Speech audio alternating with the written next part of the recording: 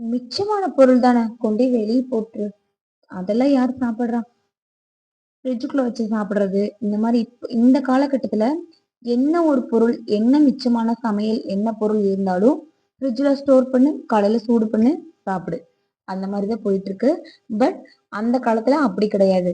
சாதம் மிச்சம் ஆயிடுச்சா தண்ணி ஊத்தி வச்சுட்டு காலையில அவங்களோட சூழ்நிலையும் அந்த மாதிரிதான் இருக்கும். காலையில வேலைக்கு போவாங்க, நேரத்திலேயே எந்திரிச்சு போற மாதிரி இருக்கும். நைட் செஞ்ச சாதத்துல தண்ணி ஊத்தி வச்சுட்டு காலையில 2 சின்ன வெங்காயத்தை போட்டு தயிர் ஊத்திட்டு போயிருவாங்க. நீட்டா காலையில வேலை செஞ்சுட்டு வந்து சாப்பிடுவாங்க. உடம்புல எந்த நோயும் கிடையாது. அல்சர், கேன்சர், அந்த நோய், இந்த நோய் எதுவுமே வந்ததில்ல. பட் இந்த இந்த டைம்ல நம்ம அப்படி சாப்பிடுறோம். அவ்வளவு ஹெல்த்தியா அதை சாப்பிடு, புரோட்டீன், ஃபைபர், அது இதுன்னு என்னென்னமோ பார்த்து பார்த்து சாப்பிடுறோம். பட் இல்லாத நோய் எல்லாமே நம்மளுக்கு வந்துட்டு இருக்கும். ஏன்னா அந்த காலத்துல சாப்பிட்ட உணவு ஒவ்வொன்னுத்துக்குமே ஒவ்வொரு அர்த்தம் இருக்கும். இப்போ இந்த சாதத்துல நிறைய ப்ரோபயாட்டிக் நிறைய இருக்கு.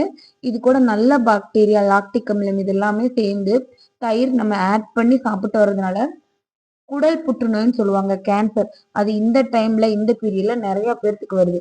அந்த குடல் புற்றுநோய் சரியாகிறதுக்குமே இந்த பழைய சாத கஞ்சி நல்லா ஒர்க் அவுட் ஆகுது.